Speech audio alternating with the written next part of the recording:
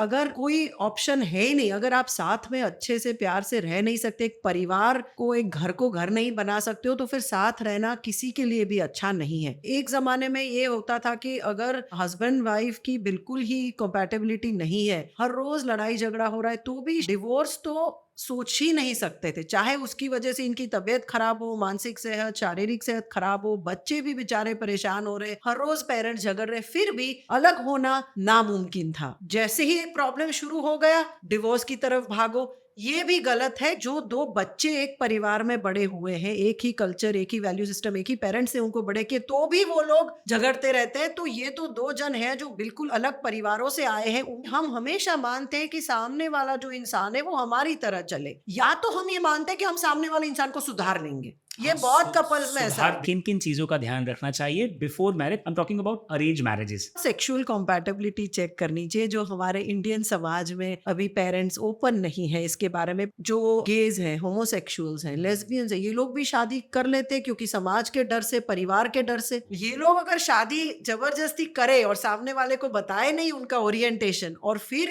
इनका तो पूरा जीवन इसमें फंस जाता है। कोई भी मन में अगर शंका आती है तो बाकी लोग इस बात को दबा देते हैं। दबा देते हैं। वो बोलते हैं, नहीं नहीं, शादी करने से ठीक हो जाएगा। शादी करने से कभी सेक्सुअल ओरिएंटेशन ठीक नहीं होता है, ये समझना बहुत जरूरी है। लव मैरिजेस को दोष दिया जाता है, खासकर मिडिल क्लास सोसाइटीज में। 1 साल 2 साल के बाद सब सेम पॉइंट पे आके रुक जाते हैं।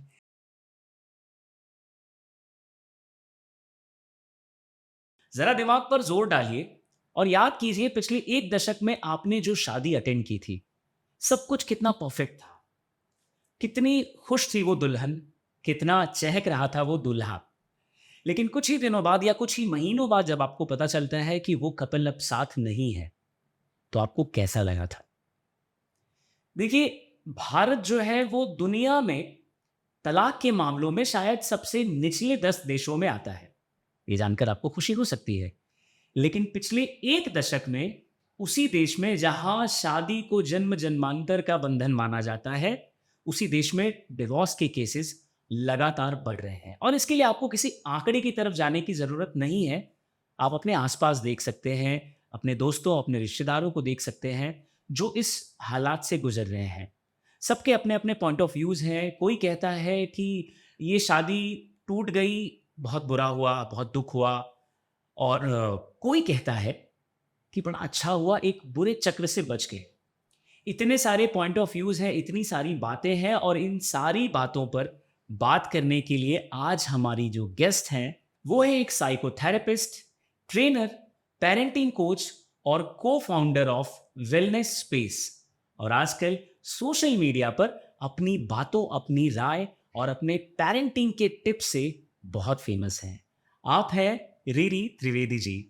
Thank you. Welcome to the show ma'am.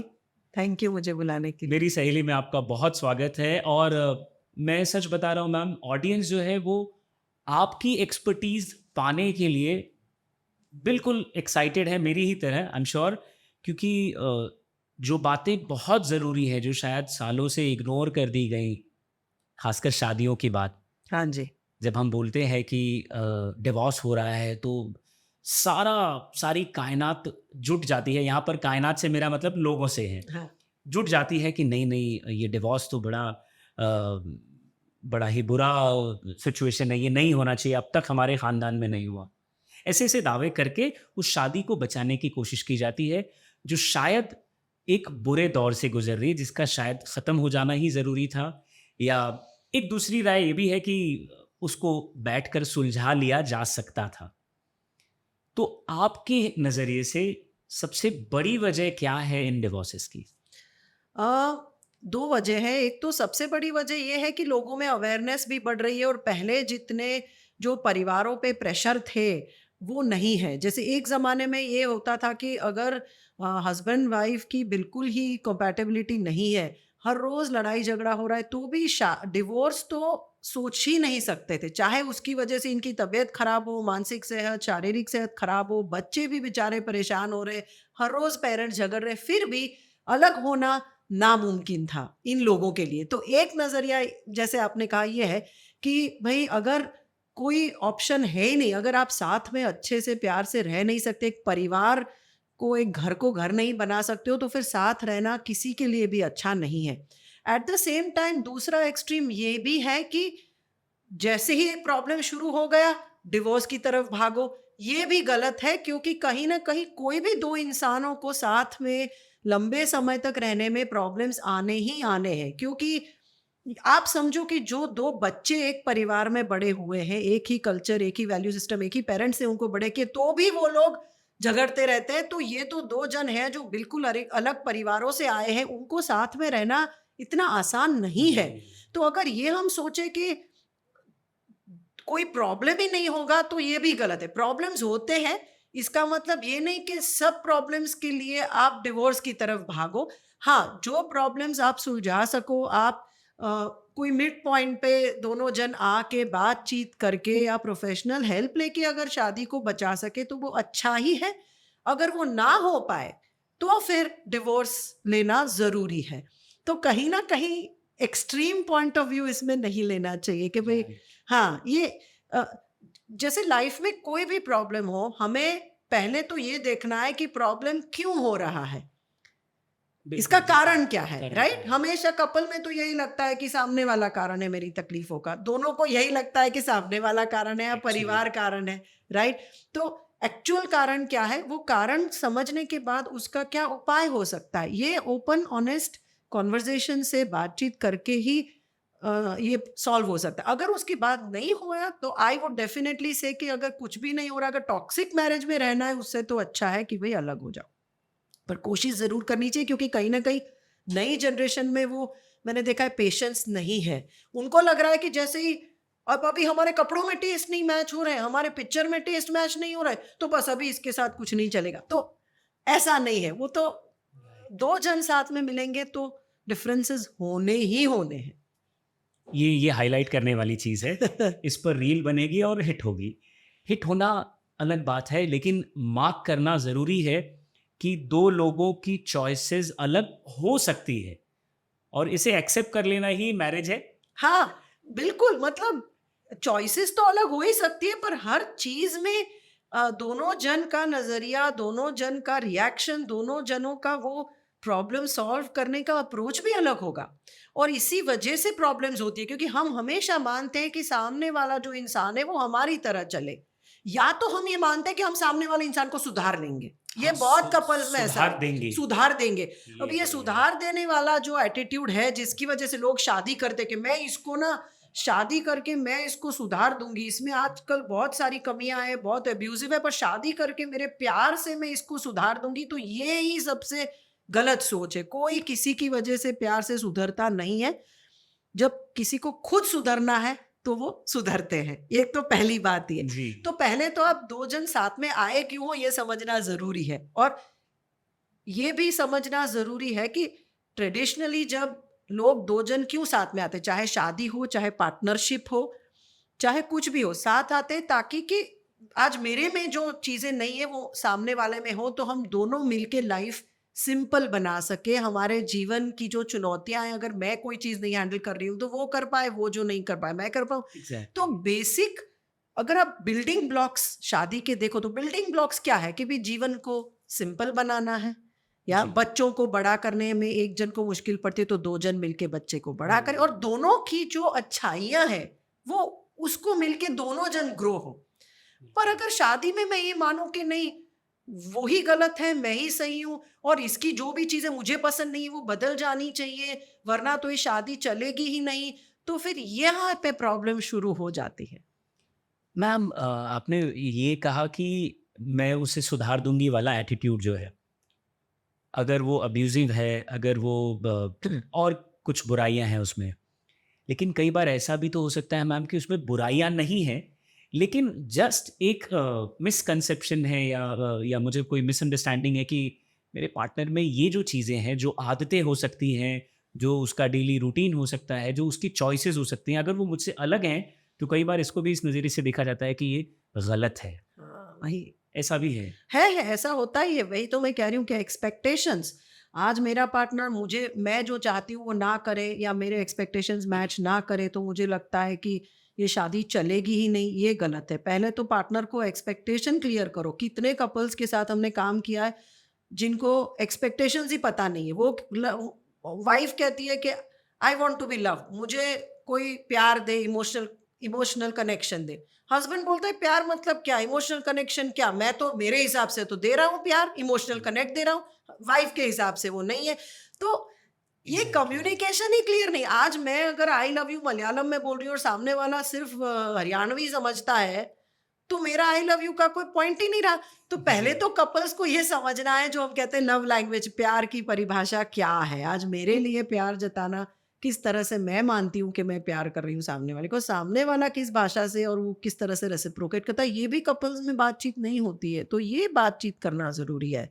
पहले तो बातचीत करना जरूरी है कि क्या हाँ जी, प्रॉब्लम्स हैं। ये सुधारने वाला तो शादी को टॉक्सिक बनाता है, क्योंकि हमने बहुत कपल्स देखे जो जीवन भर निकाल देते हैं सामने वाले को सुधारने के चक्कर में। तो ये इससे शादी में बहुत ही परेशानी, टॉक्सिसिटी आ जाती है। क्योंकि आज मैं जब सोचूं कि मैं मेरे हस्बैंड को सुधारने वाली हूँ, तो दैट मीन्स मैं सोचती हूँ कि मैं सुपीरियर हूँ, इसको कुछ समझ नहीं आता है, मेरी जिम्मेदारी इसको सुधारने की।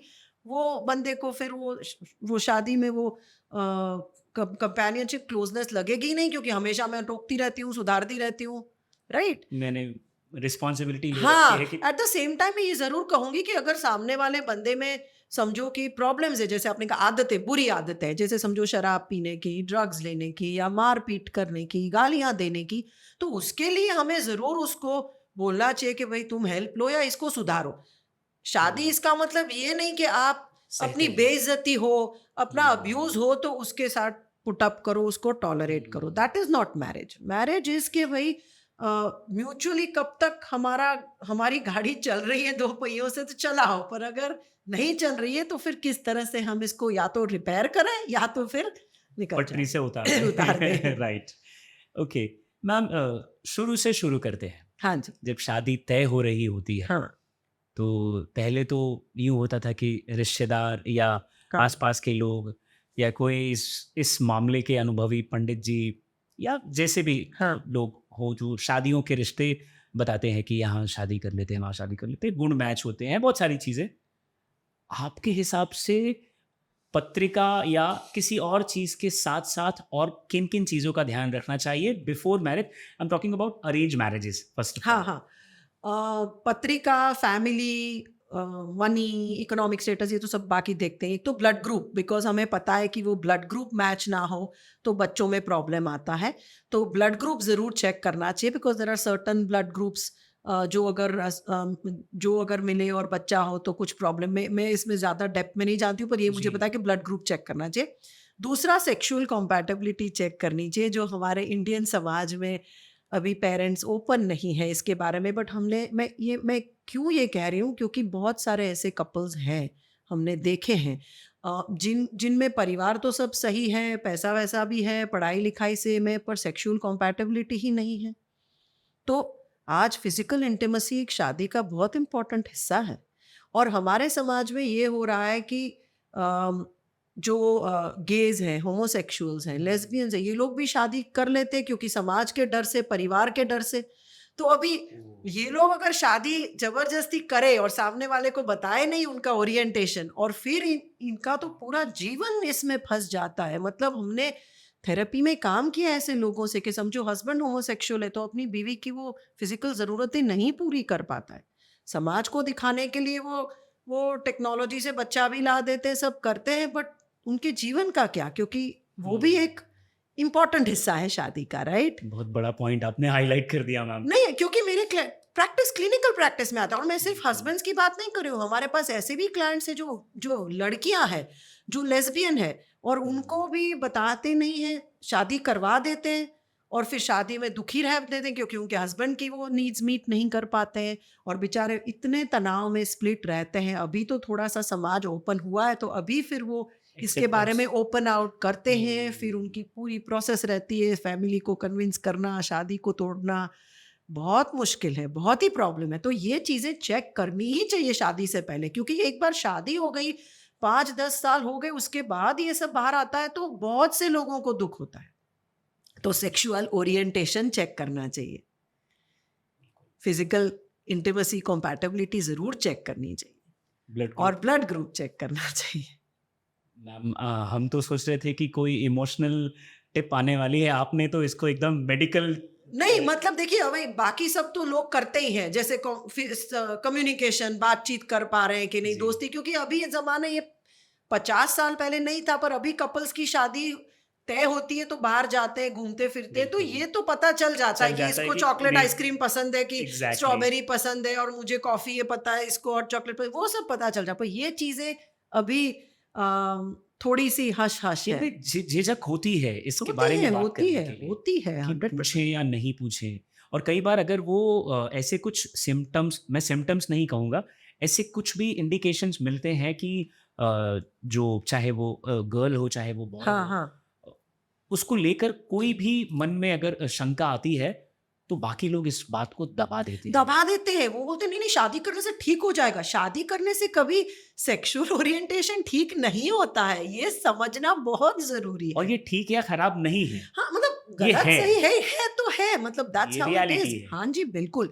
तो जैसे मैंने तो मेरे बच्चों के साथ इसके बारे में ओपनली बात की है, और जो भी यंग लोग मेरे टच में आते हैं मैं उनको पूछती हूँ कि आप जरूर ये चेक कीजिए। पेरेंट्स को नहीं पूछो, बट एटलीस्ट आप एज अ आपस में कपल आप हाँ, हाँ, हाँ, क्लैरिफाई कर लो कि भाई क्लैरिफ़ाई ऐसा करो। कुछ प्रॉब्लम है।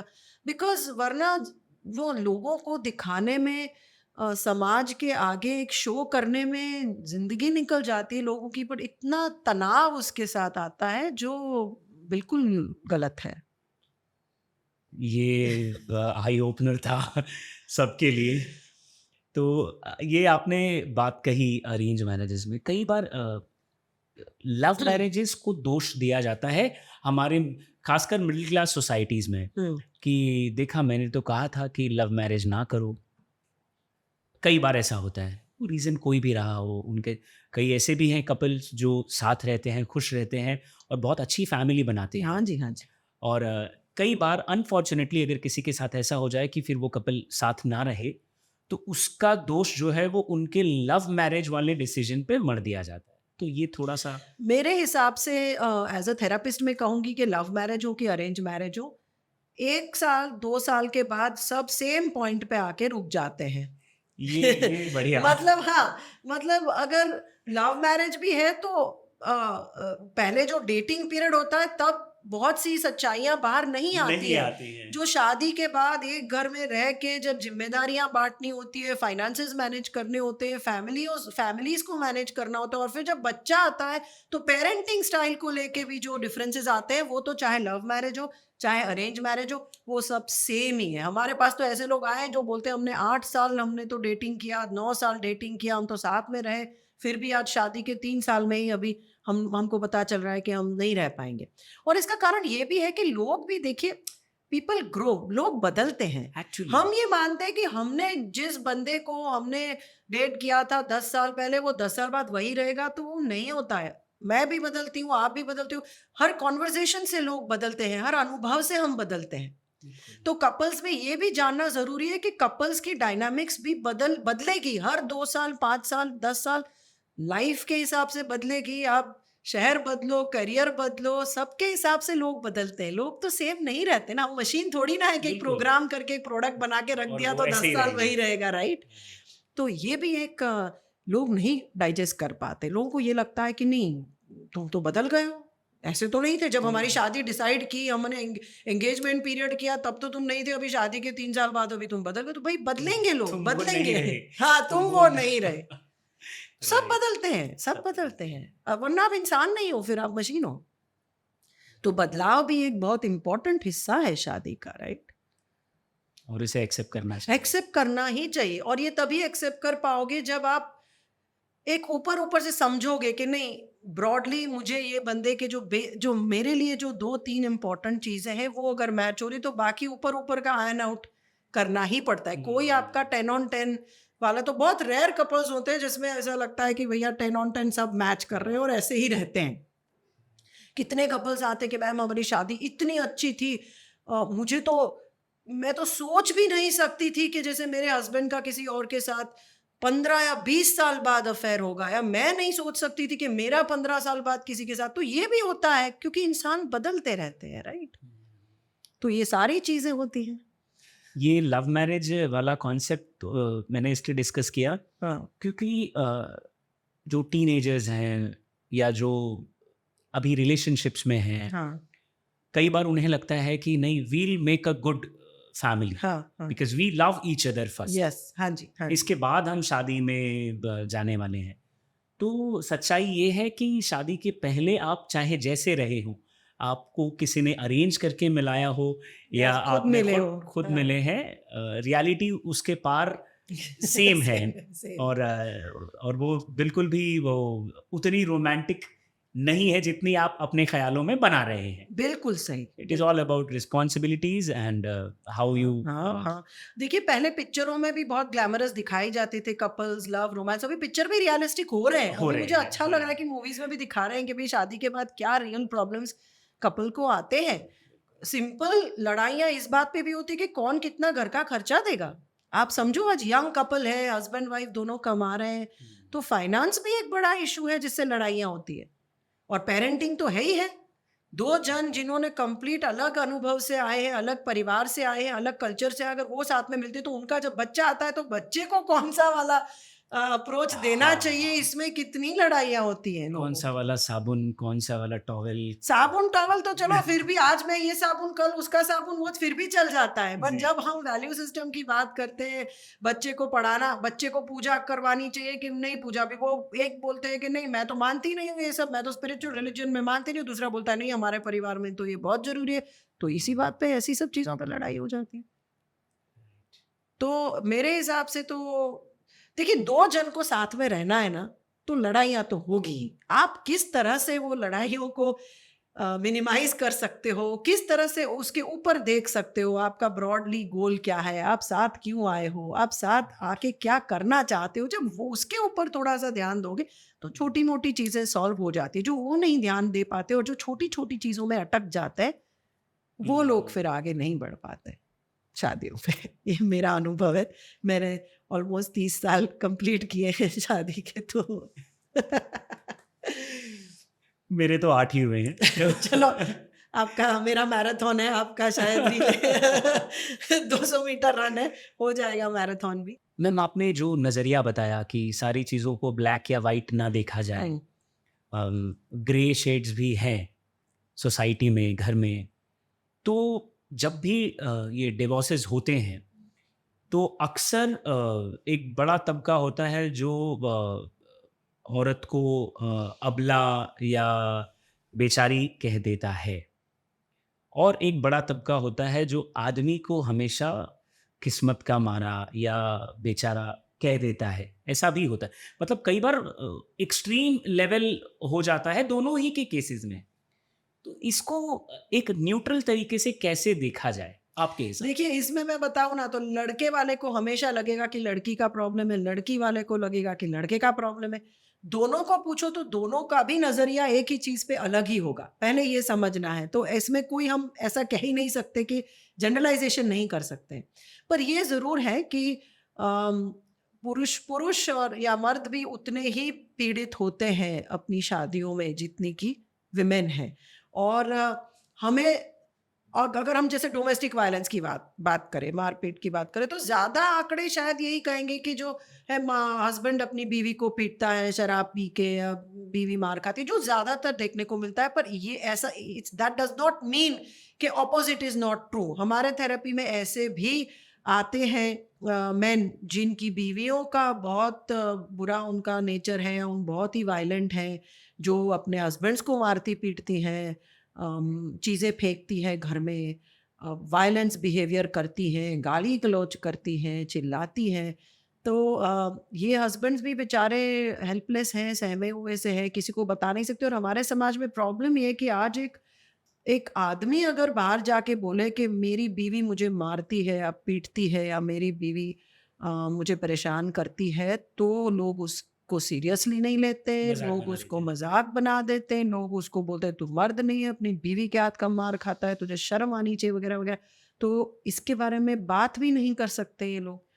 फिर वो लोग, इसीलिए ज़्यादातर मेल्स ये सब चीज़ों के साथ डील करने के लिए एडिक्शन की तरफ चले जाते हैं, जैसे स्मोकिंग है, हम ड्रिंकिंग है, पोर्नोग्राफी है। या तो फिर वर्कोहॉलिक, वो भी एक अल्कोहलिज्म है कि भाई 6 दिन हफ्ते के काम पे ही जाओ, भाई सुबह 9 बजे निकलो, 10 बजे आओ, रात को बीवी के साथ निपटने का ज़रूरत ही नहीं है। तो इस तरह से मर्द अपने जो है टॉक्सिक मैरिज के साथ डील करते हैं, क्योंकि समाज इनके साथ इतना सिंपैथेटिक नहीं है जितना नहीं। कि औरतों के साथ है। पर ये मैं ज़रूर कहूँगी कि ये बहुत जल्दी बदल रहा है, क्योंकि आजकल लेडीज़ भी बाहर जाके कमाने लगी हैं। ऐसी कितनी विमेन हैं जो खुद करियर कर दिए, करियर में बहुत आगे बढ़ रही हैं।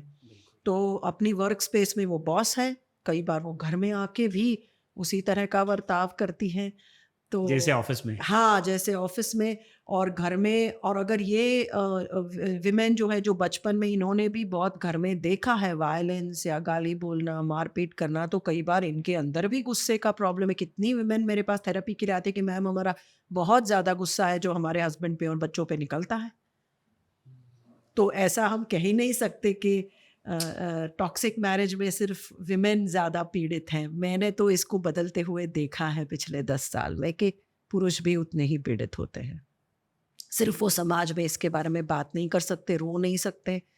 और और मैंने ये भी देखा है, पता नहीं क्यों हमारी कंडीशनिंग ऐसी है कि जो मेन है वो अपने दोस्तों के साथ भी ये चीज़ें बात नहीं करते। जैसे विमेन होती है, लड़कियां अगर 5-6 मिली तो वो सब चीज़ों के बारे में डिस्कस कर लेते हैं, राइट? अपने बच्चों के बारे में, सास ससुर के बारे में, हस्बैंड के बारे में, उनकी इंटीमेट लाइफ की मोमेंट्स के बारे में भी अपनी दोस्तों के साथ बात करते हैं। पर पुरुषों में ऐसा नहीं है, इसलिए वो सब अंदर दबा के रखते हैं। और बिल्कुल शर्मिंदा हो जाते हैं अगर ये बात खुल जाए हाँ, तो। खुल जाए तो उनको बहुत परेशानी हो जाती है, और उनको, जैसे मैंने कहा, कि उनको नामर्द बोला जाता है। तो क्या किया जाए? तो इसीलिए जैसे मेरी सोशल मीडिया पे मैं बहुत बात करती हूँ मेंस मेंटल हेल्थ की, क्योंकि इसके बारे में हमें बातचीत करनी ही चाहिए कि भई मेन भी उतने ही पीड़ित हैं जितनी फीमेल्स हैं। ऐसा नहीं है कि सिर्फ़ औरतों को सपोर्ट चाहिए। इनफैक्ट मेन को ज़्यादा सपोर्ट चाहिए। आप इसको थोड़ा और इलैबोरेट कीजिए मैम। अ, वेल यही है कि हमारे समाज में, जैसे कहा, कि औरतों को छूट दी गई है कि अपनी सारी तकलीफ़ों के बारे में बात करें, अपने मोहल्ले में बात करें, पड़ोसियों से बात करें, बट मर्दों को ये छूट नहीं दी गई है। कोई बचपन से ही, मतलब बच्चा छोटा होता है तब से माँ बोलती है कि अरे तू रोने लग गया, क्यों रो रहा है? तू लड़की जैसे रो रहा है, तू लड़की जैसा मत बन, या तू लड़का है तो तू थोड़ा टफ बन। अपने घर आके स्कूल में किसी ने तुमको पीटा तो तू सामने पीट के आ, तो क्यों रो? तो ये जो टॉक्सिक मैस्कुलिनिटी है, या जो हमारा टॉक्सिक पेट्रियार्की है, इसकी वजह से लड़कों, जो सॉफ्ट लड़के हैं, जो सेंसिटिव लड़के हैं, सॉफ्ट लड़के हैं, उनको हमारे समाज में उनको भी टफन अप किया जाता है। उनको, उनकी सॉफ्टनेस और सेंसिटिविटी अप्रिशिएट नहीं की जाती है। फिर कहते हैं कि अभी ये क्यों ऐसे हैं, क्यों कोई सेंसिटिव नहीं है, अपनी बीवी के साथ इमोशनली क्यों नहीं कनेक्ट कर पा रहे हैं, ये इमोशंस के बारे में बात क्यों नहीं कर पा रहे। तो कैसे कर पाएंगे? अगर छोटा लड़का है तब से उसकी कंडीशनिंग होनी चाहिए, तब से उसको परिवार में एनकरेजमेंट देना चाहिए कि भाई जैसे तुम्हारी बहन आके हमें सब कुछ बताती है, तुम भी बताओ। अगर वो रो रही है तो तुमको भी रोने की परमिशन है। अगर तुम्हें बुरा लगा तो हाँ, इसके बारे में बातचीत करो। तो हमारे समाज में बहुत प्रेशर है मर्दों पे, मर्दानगी दिखाने का, टफ रहने का, स्ट्रॉन्ग बनने का। और बचपन से ही लड़के को बोला जाता है कि तुम्हें पूरा घर संभालना है, तुम्हारे कंधों पे सब डिपेंडेंट है, तुम्हें ही सब कुछ करना है, राइट? तो टूट जाते हैं ये लोग स्ट्रेस और प्रेशर में, और बता नहीं सकते। और लड़कियां स्ट्रांग होती जा रही है, क्योंकि लड़कियों को आजकल ज्यादा फ्रीडम है, ज्यादा उनको जी। वो प्रोत्साहित किया जाता है। तो हमने तो ये बहुत देखा है कि आजकल जो हमारी जो फीमेल क्लाइंट्स है, वो बड़ी स्ट्रांग है, कॉन्फिडेंट है, करियर वाली है। मेल जो आते हैं वो सॉफ्टर आ रहे हैं, अभी बेचारे परेशान हो रहे हैं। ये ज़बरदस्त रिसर्च है मैम, हाँ, सीरियसली। मतलब ये बदलता समाज है। और पुरुषों को इसीलिए एडिक्शन ज़्यादा है पुरुषों में ना, क्योंकि एडिक्शन एक तरह का उनका कोपिंग स्ट्रक्चर है। वहाँ से डिटैच हो जाते हैं। हाँ, एडिक्शन की वजह से वो नंब हो जाते हैं, उनको कोई फीलिंग ही नहीं आती है, तो उस तरह से वो कोप अप करते हैं, क्योंकि उनको फीलिंग्स को फील करना, उसको समझना, उसके ऊपर काम करना तो सिखाया ही नहीं जाता। उनको यही सिखाया जाता है कि फीलिंग्स को दबाओ। तो कैसे दबाते हैं? शराब पी के, काम करके, सिगरेट पी के, स्मोकिंग करके, पोर्नोग्राफी देख के, बस यही करके, क्योंकि बातचीत तो वो करते नहीं है। दोस्त भी मिलते हैं तो क्या बात करते, क्रिकेट की बात करते, स्पोर्ट्स की बात करते, पॉलिटिक्स की बात करते, फाइनेंस की बात करते। कितने लड़कों को आपने देखा जो मिलके अपने भावनाओं के बारे में बातचीत करते हैं, अपनी अपने मैरिटल इश्यूज के बारे में बातचीत करते हैं? नहीं करते हैं। बच्चों के चैलेंजेस के बारे में नहीं करते, वो यही दिखाते हैं कि सब सेट है। मैंने सब सेट कर हाँ, बस रखा है। ये भी एक जो भी है जो मतलब। भी है, क्योंकि उसे बताया गया है कि आप ही को सेट कर रखना है, और ये सब करना तो है। लड़कियों का सब्जेक्ट है ना, आपको इसमें बात ही नहीं करनी, ऐसा ही हो जाए। आपने बताया कि रोने की आज़ादी बचपन में ही लड़कों से छीन ली जाती है अक्सर, क्योंकि उसे एग्जाम्पल दिया जाता है कि लड़कियों की तरह क्यों रो रहे हैं। हाँ। तो रोना या टूटना या इमोशनल ब्रेकडाउन जिसे कहते हैं, चाहे वो जिस वजह से भी हुआ हो, अक्सर रिलेशनशिप में एक बड़ा रोल रहता है रिलेशनशिप टूटने का या रिलेशनशिप बिगड़ने का, जिसमें वो टूटते हैं या ब्रेकअप हो गया, जिसके जैसे जो यंग कपल्स हैं जो अनमैरिड हैं खासकर। तो ये ब्रेकअप से उबरने वाली क्या राय देंगे आप, कैसे उससे उबरा जाए? देखिए, ब्रेकअप, किसी का भी ब्रेकअप हो, कोई भी उम्र में ब्रेकअप हो, तो ब्रेकअप से दुख तो होता ही है, पहले ये समझना ज़रूरी है। अगर हम ब्रेकअप की वजह से दुखी ना हो और हँस-हँस के हाँ, चलो ब्रेकअप हो गया, अभी मैं कल जाके पार्टी करता हूँ, तो अगर ऐसा रवैया है तो ये बंदे को कुछ मेंटल प्रॉब्लम होगी। तो मैं ये सबसे पहले कहना चाहूँगी कि हमारे हमसे कोई भी चीज़ चली जाती है, चाहे रिलेशनशिप हो, चाहे हमारे कोई रिश्ते में कोई चला गया हो, चाहे हमारी धन-दौलत हो, चाहे हमारी हमारी रेप्यूटेशन हो, कोई भी चीज़ जब हमसे छीन ली जाती है या हमसे हमसे छूट जाती है, तो उससे दुःख तो होता ही है, ये पहले समझना ज़रूरी है। जी। तो दुःख होना बहुत स्वाभाविक है, पर ये दुःख में अटके रहना, ये प्रॉब्लम है। तो पहले तो दुःख, रिलेशनशिप ब्रेकअप हुआ तो हाँ, किसी को भी दुःख होगा, 2-3 दिन रोएँगे, धोएँगे, उनको बंदे को याद करेंगे, ये बहुत नॉर्मल है, तो इससे लड़ना नहीं चाहिए मेरे हिसाब से। इसको समय देना चाहिए कि आप इसको प्रोसेस करो। पर अगर आप रिलेशनशिप में अटक, मतलब वो ग्रीफ में अटक गए हो, वो दुःख में अटक गए हो, 1 हफ्ता, 2 हफ्ता, 1 महीना, 6 महीना, और आपको लग रहा है अभी डिप्रेशन में चले गए हो, अभी आपके तो जीवन में कोई पर्पज़ ही नहीं है रिलेशनशिप के अलावा, तो वो प्रॉब्लम है। तो उसके लिए ज़रूर ऐसी टेक्निक्स होती हैं जो इमोशंस को रिलीज़ करके आप वो जो सारा वो रिलेशनशिप का जो आपका दुःख है, गुस्सा है, रिग्रेट है, जो भी आपको उस रिलेशनशिप की वजह से आपने जो अंदर रखा है शरीर में, उसको प्रोसेस करके निकालना बहुत ज़रूरी है। जो आप उसको कह नहीं पाए हो शायद, जो कहना था ब्रेकअप की वजह से, जो गुस्सा भर रखा है कि मेरे साथ ही क्यों ऐसा हुआ, उसने मुझे क्यों धोखा दिया, तो जो भी है वो जब भावनाएँ जब वो रिलीज़ हो जाती है, निकल जाती है बॉडी से, और फिर हम आगे की कुछ पॉज़िटिव, आगे क्या कर सकते हैं वो हम सोचने लगते हैं, तभी हम उससे निकल आते हैं। और इसमें लोकस ऑफ कंट्रोल, मतलब हमारे हाथ में क्या है और हमारे हाथ के बाहर क्या है, ये समझना बहुत ज़रूरी है।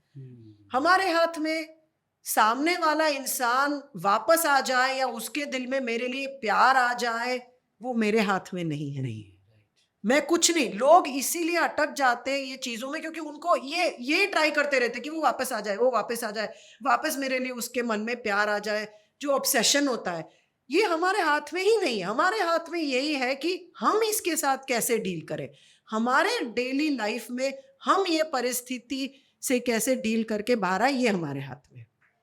तो ये हम या तो खुद करें, या तो प्रोफेशनल थेरेपी की मदद लें, या रिश्तेदारों से बात करें, दोस्त से बात करें, कुछ भी करके जो बॉडी में इसका जो हमारा जो दुःख है, गुस्सा है, वो निकालना है, और उसकी जगह पे अभी पॉज़िटिवली आगे कैसे बढ़ना है, इसको सोचना है।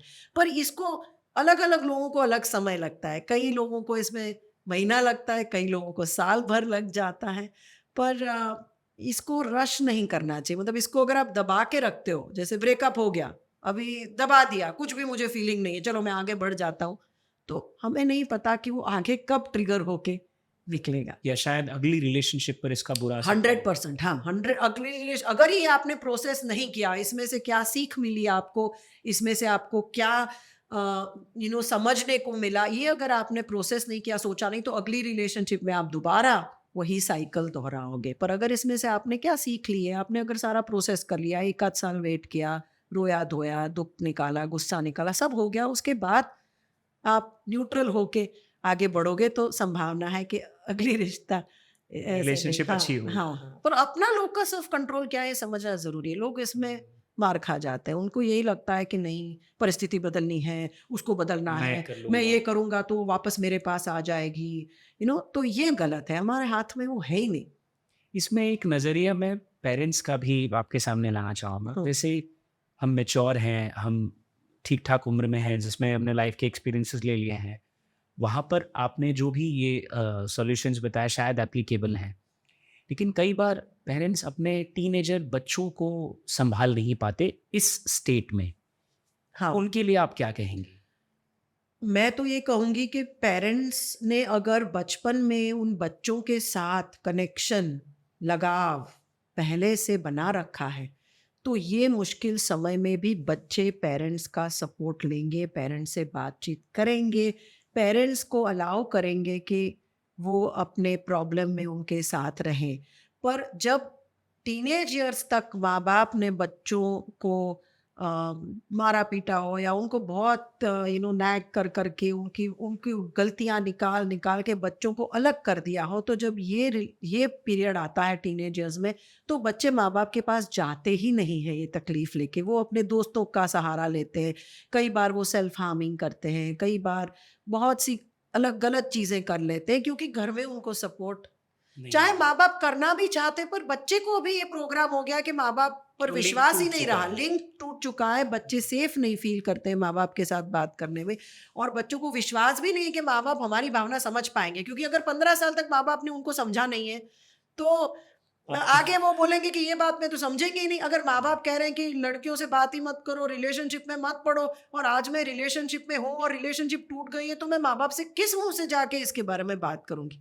पर अगर माँ-बाप ने पहले से ही एक चैनल ओपन रखी है, अगर माँ-बाप को पता है कि मेरा बेटा या बेटी किसी के साथ जुड़ जुड़ रिलेशनशिप। रहे हैं, रिलेशनशिप में हैं और उस जर्नी में भी अगर माँ-बाप साथ में रहे हैं, हुँ। तो टूट गए तो भी माँ-बाप वो उसको हेल्प कर सकते हैं। और एज़ अ पेरेंट मैं यही कहूँगी कि देखिए, हम हमारे बच्चों की जो रिलेशनशिप टूटती है तो उसमें हमें हमेशा लगता है कि हमारा बच्चे की गलती नहीं है, हमारे बच्चे के साथ बुरा हुआ है, उसको हम प्रोटेक्ट करते हैं। सामने वाले के भी माँ-बाप शायद वही करेंगे। पर एज़ अ पेरेंट हमें उनका प्रॉब्लम सॉल्व नहीं करना है, हम उनका दुःख नहीं ले सकते हैं।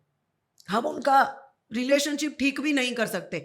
हमें बच्चे के साथ रह के बच्चे को सपोर्ट इस तरह से करना है कि उसको जो भी मन की बात है हमारे साथ वो बोल सके। सॉल्यूशन नहीं देना है। मैं हमेशा पेरेंट्स को कहती हूँ सॉल्यूशन मत दो, क्योंकि सॉल्यूशन आप दोगे, दोबारा कुछ होगा तो दोबारा वो आपके पास ही सॉल्यूशन ढूँढने आएगा। सॉल्यूशन नहीं देना है, बच्चे को खुद बातचीत करके उसी को समझने की कोशिश कर हेल्प करनी है कि तुम्हें इसमें से कैसे बाहर निकलना है, तुम क्या सोचते हो इसके बारे में, इससे बाहर निकलने में तुम्हारे पास क्या आइडियाज हैं, तुम क्या इसके बारे में करना चाहते हो। जब हम ये बातचीत करते हैं बिना जजमेंट के, बिना उनको, देखो मैं तो कहती थी कि ये तो वैसे भी बुरा लड़का है, अभी मैंने तो कहा ही था तुमको, 5 साल से तुमने सुना नहीं और इसलिए अभी तुम फंस गई, अब और इसी तरह से आप बात करोगे तो बच्चा तो बताएगा ही नहीं। एज पेरेंट्स हमें ओपन रहना है, जो वो कहते हैं उसको नॉन जजमेंटली, बिना जज किए, बिना रिएक्ट किए सुनना है। और एज पेरेंट्स हमें ट्रिगर नहीं होना है, क्योंकि अगर हम ट्रिगर हो गए तो हम उनके साथ जुड़ जाते हैं, उनके दुख में, उनके गुस्से में, उनके स्ट्रेस में। हमें थोड़ा सा न्यूट्रल रह के उसके जो भावनाओं की जो प्रोसेसिंग है उसको करने देनी है, उसको खुद, और उसको खुद ही बातचीत करके उसकी भावनाओं को समझने में उसकी हेल्प करनी है कि तुम्हें क्या लग रहा है। चलो ब्रेकअप हुआ तो अभी दुख है, अच्छा, उसके साथ गुस्सा भी है, अच्छा, तुम्हें बिट्रेयल हुआ, दगा हुआ, ऐसा भी लगता है, हाँ ऐसा भी लग रहा है। तो माँ बाप को सिर्फ सुनना है, वहां प्रेजेंट रहना है, जी। टोकना नहीं है। चलो मैं उसको फोन करती हूँ, ऐसे कैसे कर सकते हो, तो सॉल्यूशन नहीं देना है, क्योंकि वो सबसे फायदा नहीं होगा इनको। हम सॉल्यूशन देंगे उनके लिए काम भी नहीं आएगा। ये आपने बड़ी अच्छी लाइन ड्रॉ कर दी हाँ, कि सॉल्यूशन देने मत जाओ। मैं तो कहती हूँ छोटे बच्चों का भी प्रॉब्लम है, कोई भी प्रॉब्लम है, एज पेरेंट्स हमें सॉल्यूशन देने में जंप नहीं करना है। पेरेंट्स को हमेशा यही रखता है, प्रोटेक्टिव होते हैं पेरेंट्स की, बच्चा तकलीफ में, चलो मैं पहले कैसे इसकी तकलीफ सॉल्व कर सकूं। इससे हम बच्चे को बहुत नुकसान पहुंचा रहे हैं, फायदा नहीं कर रहे हैं, क्योंकि बच्चे को हम खुद की सोचने की क्षमता नहीं डेवलप करने दे रहे हैं। हम आज कमजोर इसके बना रहे साथ, हैं। हाँ, आज 15 साल में इसका ब्रेकअप हुआ, कल 25 साल में ब्रेकअप होगा, कल को उसको 50 साल में कुछ तकलीफ होगी। आपको जितना जल्दी एज में आप उनको खुद का प्रॉब्लम सॉल्विंग करने के लिए उनको सोचने की ट्रेनिंग दे, उतना आप उनको इंडिपेंडेंट बना रहे हो। ये इंडियन पेरेंट्स में बहुत चैलेंजिंग है, क्योंकि पेरेंट्स इतने प्रोटेक्टिव है इंडियन पेरेंट्स। मैंने बहुत देखा कि बच्चों को तकलीफ ही नहीं पहुंचने देते वो। आज स्कूल में फ्रेंड के साथ लड़ाई हो गई तो मम्मियाँ फोन उठा के दूसरी मम्मी की बात करते, अरे मेरी बेटी की तुम्हारी बेटी की साथ लड़ाई हो गई, चलो चलो इनका हम करके सॉल्व कर देते हैं। तो इसमें ये बच्चे सीख ही नहीं पा रहे हैं कुछ। तो ब्रेकअप मेरे हिसाब से पेरेंट्स को सपोर्ट करना चाहिए, इस तरह से उनकी प्रेजेंस होनी चाहिए कि बच्चे खुल के बात कर सके, जितना करना चाहे उतना। और अगर बच्चा पूछे कि मेरे पास कोई सोल्यूशन नहीं है, आप हेल्प करो, तब जरूर हेल्प करनी चाहिए। पर सामने जा जाके ये करो वो करो, ये मत करो वो मत करो, नहीं कहना चाहिए। बच्चे को ये लगना चाहिए कि नहीं, मेरे पेरेंट्स हैं, अगर कुछ भी नहीं हुआ तो मेरे पेरेंट्स के पास मैं जा सकता हूँ। बिल्कुल, कई बार ऐसे मोड़ आए हैं कि हम सब के लाइफ में हाँ। कि हमारे माँ या बाप हमें कहते हैं कि मैं हूँ। तो ये कॉन्फिडेंस देता है ऑफ कोर्स, ऑफ कोर्स लेकिन देता है। हमें डिपेंडेंसी नहीं हाँ, create डिपेंडेंसी करनी नहीं क्रिएट करनी है। इमोशनल डिपेंडेंसी, फिजिकल डिपेंडेंसी, है ना? क्योंकि हमें एक जब हम बच्चों की बात करते, पेरेंटिंग की बात करते हैं, तो ये समझना है कि हम बच्चों के सारे प्रॉब्लम नहीं सॉल्व कर पाएंगे। बच्चों के जो वातावरण में जा रहे हैं उस पर हमारा कोई कंट्रोल नहीं होगा जब वो बड़े हो जाएंगे 18 साल के, 20 साल के। तो हम क्या कर सकते कि बच्चों को इमोशनली रेजिलिएंट बना सकते हैं, भावनात्मक तरीके से स्ट्रांग। वो कैसे बना सकते हैं? ऐसे ओवरनाइट कोई स्विच नहीं होती कि आज इमोशनल रेजिलियंस तभी बनते हैं बच्चे जब उनको छोटी उम्र से खुद के प्रॉब्लम सॉल्व करने की क्षमता उनमें दी जाए, खुद उनको फेल होने दिया जाए, उनको गिरने दिया जाए, और उसमें से वो जब उठ के चलने लगते हैं उसमें से क्या सीख मिली है उसके ऊपर ध्यान दिया जाए, तभी ये बच्चे आगे जाके लाइफ में इमोशनली रेजिलिएंट बनते हैं। मैम, जो आपका डोमेन है जिसमें आपने कईयों की प्रॉब्लम सॉल्व की हैं, पेरेंटिंग को लेकर मेरे पास बड़े सारे बहुत सारे सवाल हैं। हाँ जी। मैं आपको वापस ले चलता हूँ शादियों के मामले में। बहुत कम टाइम में लोग मदर इन लॉज को, मैं मदर इन लॉज कह रहा हूँ, दोनों तरफ के हाँ जी। को ब्लेम कर देते हैं। ये कितना सही है? शादी टूटने की वजह अगर कहा जाए, देखिए, जनरलाइज नहीं कर सकते। मेरे पास मदर इन लॉज भी आती हैं जो बेचारे अपने बहू की अब्यूज और टॉर्चर से परेशान होकर थेरेपी लेने आई है। तो ऐसा जरूरी नहीं है कि सब मदर इन लॉज ही विलन है, क्योंकि आज जो बहू है वो कल मदर इन लॉ बनने वाली है। एग्जैक्टली। पर ये मैं जरूर कहूंगी कि जैसे मैंने इससे पहले ही बात की कि अगर माँ बाप अपने बच्चों की लाइफ में ज़रूरत से ज़्यादा घुसे रहेंगे, अगर उनको प्रॉब्लम सॉल्व नहीं करने देंगे, अगर माँ बाप ने ही बच्चों का बचपन से एडल्टहुड तक सब कुछ ही कर रखा है, तो जब शादी होती है तब सडनली अभी बच्चों को इंडिपेंडेंस नहीं दे पाते माँ बाप, तो तभी ज़्यादा से ज़्यादा मदर इन लॉ के साथ प्रॉब्लम्स तभी होते हैं जब वो वाइफ को लगता है, हस्बैंड को लगता है कि मदर इन लॉ ज़रूरत से ज़्यादा हमारी लाइफ में दखल अंदाजी कर रही है, she is interfering too much. वो क्यों इंटरफियर करते? इरादे तो देखिए सबके अच्छे ही होते हैं। ये वही माँ है जो शादी से पहले बच्चे को खिलाती थी, चाहे वो 25 साल का क्यों ना हो, उसके कपड़े निकाल के देती थी, उसकी बैग पैक करके देती है। अभी शादी होने से अचानक माँ की बिहेवियर नहीं चेंज हो जाती, तो माँ तो वही बिहेवियर करती है जो पहले करती थी। पर अभी वो बीवी आ गई है तो अभी बीवी को लगता है कि ये क्यों ये सब कर रही है। और ये राइट। दोनों तरफ की माओ में है। दोनों तरफ की। ऐसे हस्बैंड्स भी होते हैं जो कहते हैं कि मेरे वाइफ की मम्मी सुबह दोपहर शाम 3 बार दिन में फोन करके पूछती कि आज कौन सी सब्जी बनाई, आज कौन सी दाल बनाई, आज कितने बजे खाना खाया, आज ये क्यों किया वो क्यों किया। तो मैम इतना सारा क्या जरूरत है हमारी लाइफ में इंटरफेयर करने का? वही मेरी जो है बीवी अपनी मम्मी की बात सुनती रहती है और उसकी मम्मी बोलती रहती है कि ये करो वो मत करो, सास ससुर के साथ ऐसे बिहेव करो। तो ये भी इंटरफेरेंस है। ऐसा मैं नहीं कहूंगी कि लड़के की मम्मी इंटरफेयर करती है, लड़कियों की भी मम्मी उतनी ही लाइफ में इंटरफेयर करती है। पहले से वो फेस टाइम की आदत पड़ गई है, फेस टाइम करते रहते हैं सुबह से शाम तक। तो मैं यही कहती हूँ पेरेंट्स को कि बच्चे जब एडल्ट होते हैं, बड़े होते हैं, तो उनको रहने दो, अपने जीवन जीने दो अपना।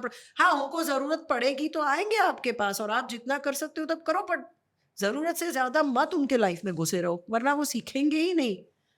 और दूसरे बंदे को तकलीफ पहुंचेगी कि क्यों हमारी लाइफ में इंटरफेयर कर। तो ये मदर इन लॉ ही सिर्फ नहीं है, कई बार फादर इन लॉज भी ऐसे होते हैं।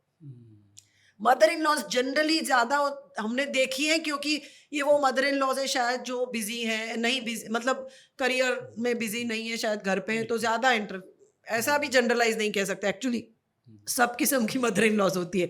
वर्किंग मदर इन लॉ जो डॉक्टर्स है वो भी कई बार बहुत घुसी रहती हैं अपने बेटों बेटी के जीवनों में। तो मैं तो ये कहती हूँ कि जैसे बच्चे बड़े हो जाए प्लीज उनको एक इंडिपेंडेंट यूनिट की तरह ट्रीट किया जाए। हाँ हाँ बिल्कुल, उनके डिसीजंस उनको खुद लेने दो।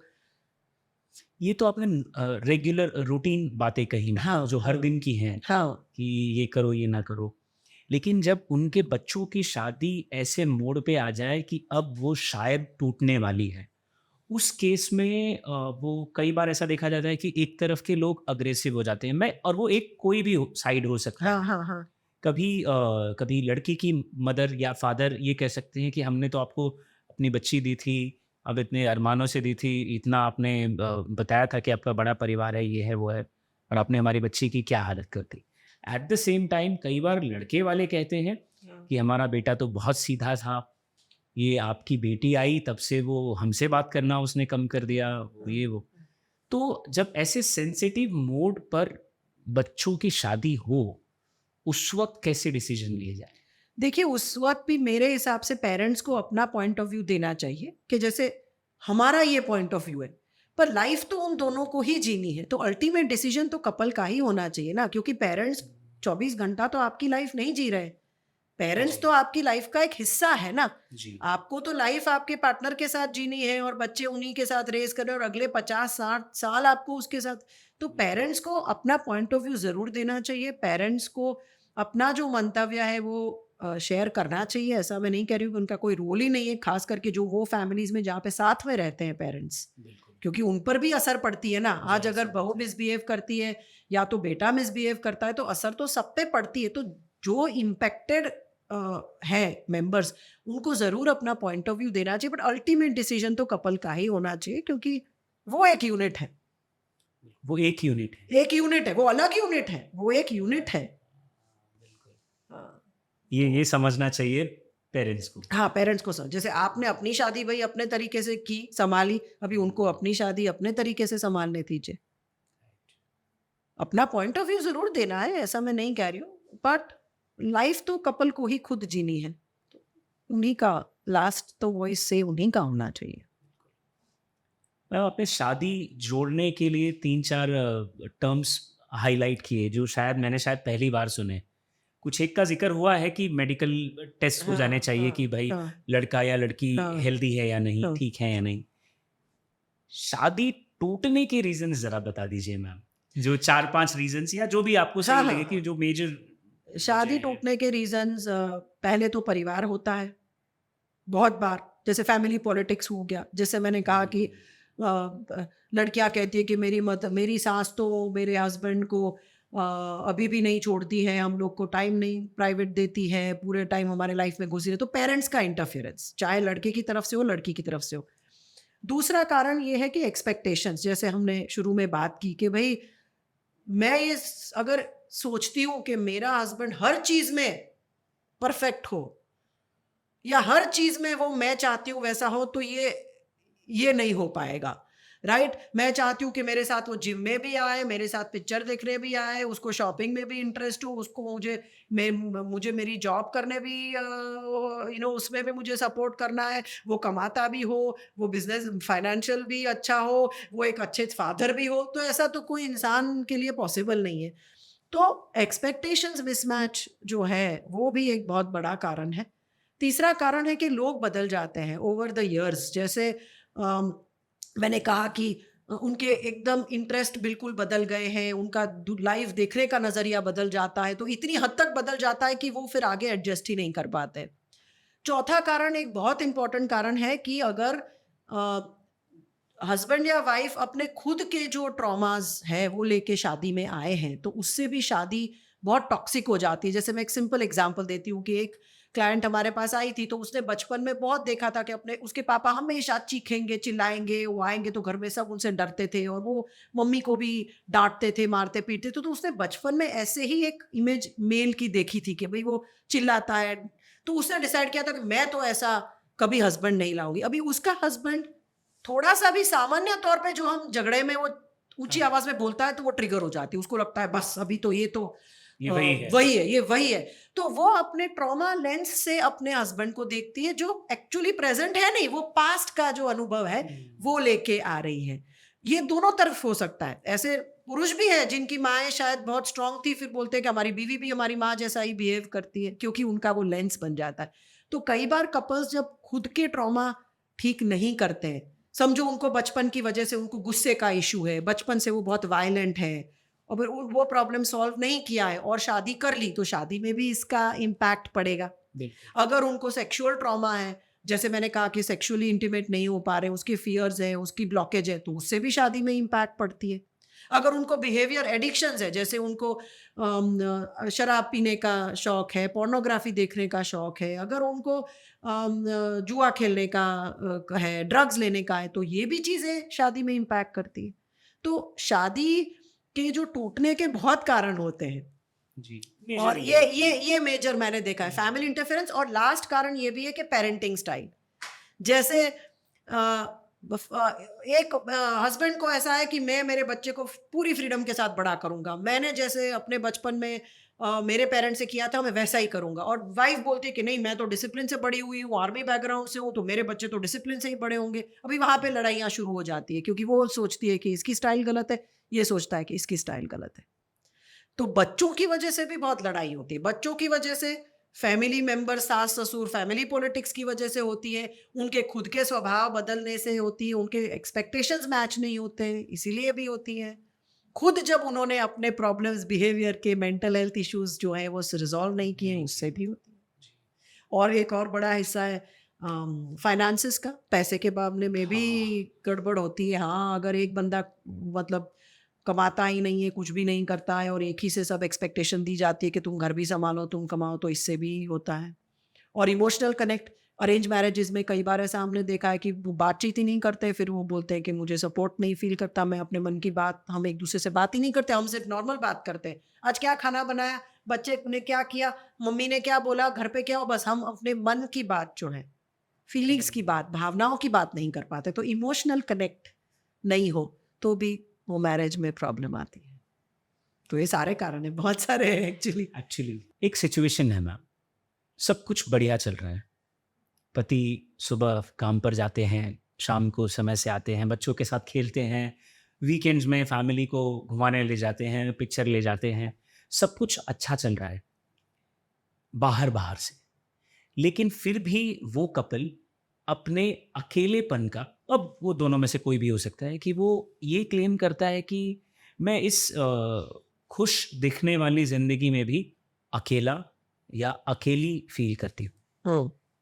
क्यों ये, आई मीन दिखने में सब अच्छा लग रहा है।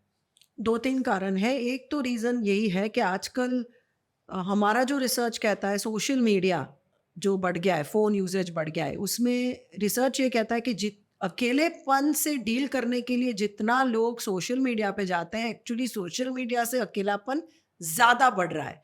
So it is like a vicious cycle.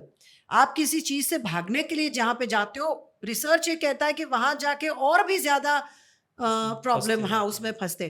तो जो सोशल मीडिया की वजह से जो लोग हमेशा फ़ोन पे, आजकल फ़ोन से एक रिश्ता बहुत ही स्ट्रॉन्ग जुड़ गया है, तो लोग मेंटली, इमोशनली प्रेज़ेंट नहीं होते हैं उन लोगों के लिए। जैसे हस्बैंड वाइफ़ दोनों बैठे, दोनों फ़ोन पे रील देख रहे हैं, तो उनका अटेंशन सामने वाला क्या बोल रहा है, उसकी बॉडी लैंग्वेज क्या है, उसकी भावनाएँ क्या हैं, वो क्लूज़ मिस कर जाते हैं।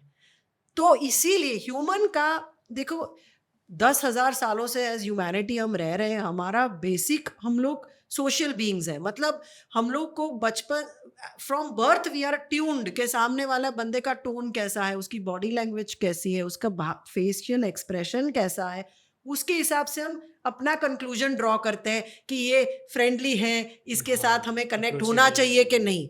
वो क्लूज सारे अब बंद हो रहे हैं बिकॉज हमारा सारा अटेंशन फोन पे है। तो इसकी वजह से भी ऑफ कोर्स ये एक बहुत बड़ा कारण है। दूसरा ये भी कारण है कि अभी अभी कपल्स में क्या है, जैसे मैंने कहा कि बदलाव आते रहते, अगर उनमें कॉमन कोई चीज नहीं रही, जैसे बच्चे बड़े हो गए, अभी जो चीज़ों को वाइफ में इंटरेस्ट है हस्बैंड को उसमें नहीं है, हस्बैंड को जिसमें इंटरेस्ट है वाइफ को नहीं, तो वो अपनी अपनी दुनिया अलग अलग बना लेते हैं। और वो ये नहीं कोशिश करते कि इसको जो इंटरेस्ट है चलो मैं भी उसमें थोड़ा जुड़ जाऊं, या मेरे इंटरेस्ट में ये जुड़ जाए। हार्डली इंडिविजुअलिस्टिक सोसाइटी होने लग गई है। तो कपल्स में भी ये हो रहा है कि तुम्हें जो पसंद है तुम करो, मैं क्यों करूं, मुझे पसंद है मैं करूंगा, तुम क्यों करो। तो इसकी वजह से भी डिस्टेंस बढ़ रहा है कपल्स में, और अकेलापन बढ़ रहा है। और अकेलापन तो जैसे मैंने कहा समाज में एक, हमने हमारी रिसर्च में ये भी देखा है कि जो एडल्ट्स बचपन में जिनको इमोशनली निग्लेक्ट किया गया है, जैसे वो बच्चा बचपन से ही फैमिली में ये फील कर रहा है कि मेरे लिए कोई है ही नहीं, मम्मी पापा झगड़ने में बिजी है, सबको मेरा बड़ा भाई बहुत पसंद है, वही हीरो है फैमिली का, मेरा कोई ध्यान ही नहीं रखता, किसी को मेरी पड़ी नहीं है। तो अगर चाइल्डहुड से ये कंडीशनिंग है जी। कि मेरी किसी को पड़ी नहीं है, मैं जिंदा हूं या मर गया हूं किसी को कोई फर्क ही नहीं पड़ता है, जिसको हम बोलते हैं इमोशनल निग्लेक्ट। तो ये जो प्रोग्राम बचपन से अगर बना है, तो ये बंदे जब शादी भी करते तो शादी में भी उनको हमेशा ही एक सरफेस के नीचे लोनलीनेस ही लगती है। उनको लगता है चाहे कितना भी वो सामने वाला कोशिश करे कि वो इनको फील करवाए कि, पर जो प्रोग्राम्स बन जाते हैं उसका एक लेंस बन जाता है, उसके एक चश्मे बन जाते हैं, और उसी नजरिए से वो अपनी शादी को देखते। तो इनके अगर हम फैमिली वालों को बोले तो नहीं बोले, हम तो सब इनको कंपनी देते हैं, हम सब इनके साथ बातचीत करते हैं, पर फिर भी अंदर से अकेलापन इसकी वजह से आता है क्योंकि अकेलेपन के प्रोग्राम्स बहुत पहले से बने हुए हैं। तो एक बिलीफ सिस्टम बन जाता है कि मैं अकेला हूँ, मेरे लिए कोई नहीं है, तो यही लोग तो आजकल जो आत्महत्या का जो प्रॉब्लम है, सेल्फ सुसाइड का प्रॉब्लम है, इसका भी जुड़ाव इमोशनल निग्लेक्ट से है, जो अनफॉर्चुनेटली हमारे देश में इसकी समझ ही नहीं है।